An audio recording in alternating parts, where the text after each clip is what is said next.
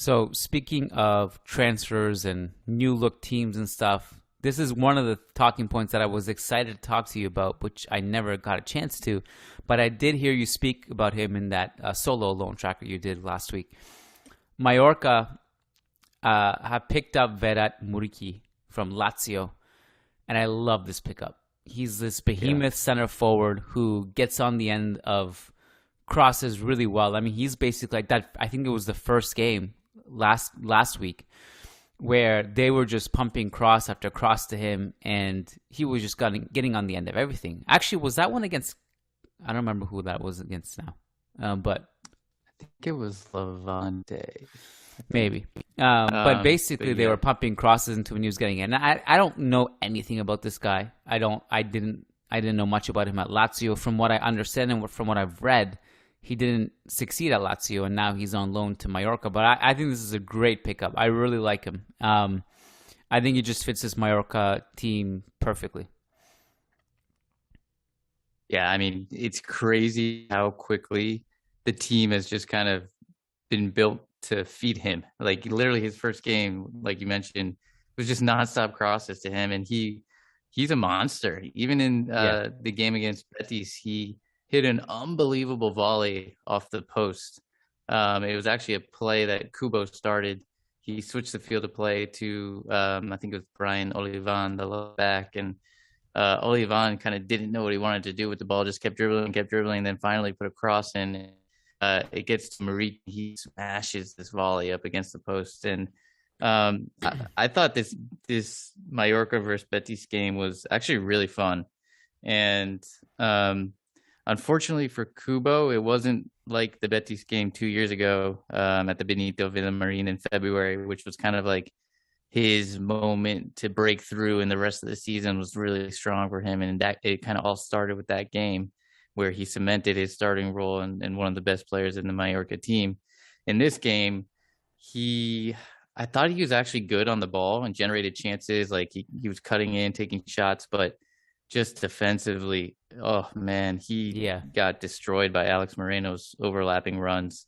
And um it's more I realize this, like for him, it's more he almost just kind of like applies pressure almost half-ass and like doesn't and or just like follows the ball. It's very passive. He doesn't have he doesn't have a commitment to his defense, and like the attitude just isn't right. And so um even on the goal that Betis scored in the first half, it was 100% Pubo's fault. He lost track of Alex Moreno making a back post run, and Moreno is goal side of him, makes a run in behind him, and scores a header off a beautiful, beautiful pass from Sergio Canales. Oh man, he's been so good. And so, so good. And so, Kubo gets yanked out at halftime, rightly so, honestly. And you and the rest of the game, Mallorca actually played really pretty well for the rest of the match.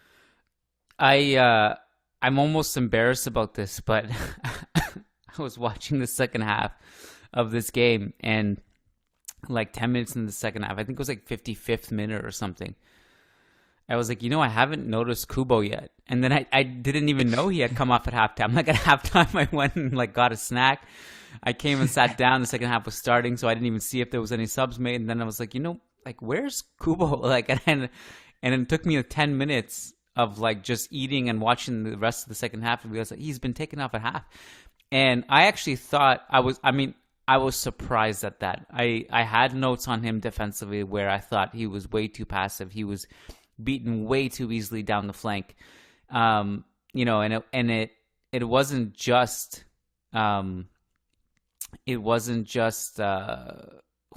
and it wasn't just Moreno. It was also Fekir who would like come over to that side and also just take him on and just like blow past him so easily.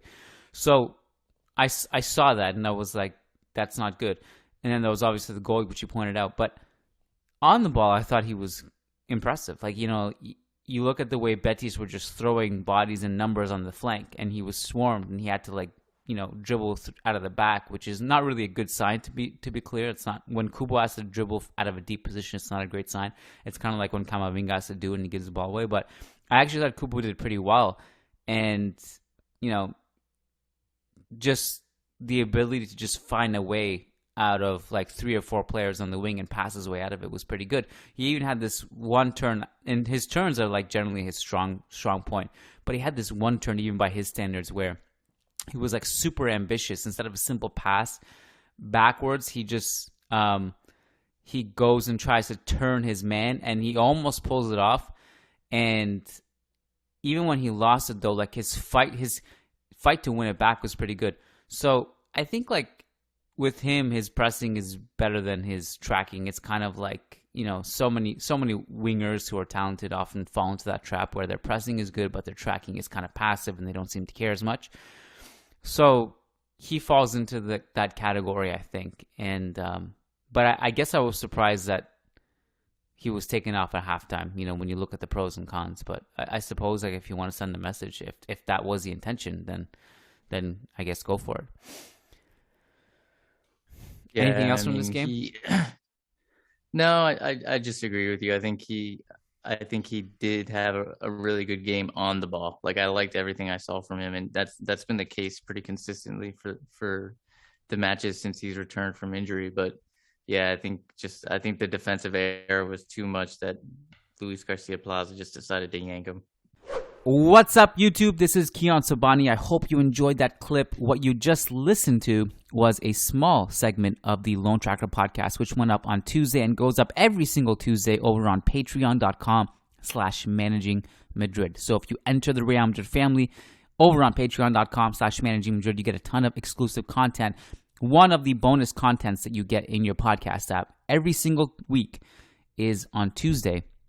Matt Wiltsey and I have something called the Lone Tracker podcast. So we actually go and watch every single Real Madrid Loney play so that you don't have to watch the boring games of like Cadiz versus Levante or whoever. And we watch every single Real Madrid Loney play. We talk about their performances. We talk about how they fit. And we do that every single Tuesday. I know like one of the common questions is like, you know, how is this player doing on loan? Is he Real Madrid level? Is he not? You know, there's a lot of misinformation out there. There's a lot of people who don't really know. Maybe they see highlight reels of a certain loanee, which I won't mention any names right now, but they'll look at those highlight reels and be like, wow, we should really bring this back. And then he comes back and they're surprised that maybe that they're not the level they thought they were. So that's where we come in. We take this job pretty seriously. We watch every Real Madrid loanee play and we report back so you have an informed opinion about said player. So, for example, Tuesday night, the podcast that went up, we talked about Odriozola extensively because he was a hot topic. There was a report that Real Madrid wanted to bring him back, and you know we discussed what's his level, is he good enough, is he not, where should he play, and what are Real Madrid's other options. We discussed that at length, and that was one of the many topics. Also on tap was Cadiz versus Getafe, which of course was Borja Mayoral versus Victor Chus. So these are the things we talk about every single Tuesday over on patreon.com/managing Madrid. We look forward to seeing you inside, and welcome to the Real Madrid family. Again, patreon.com/managing Madrid.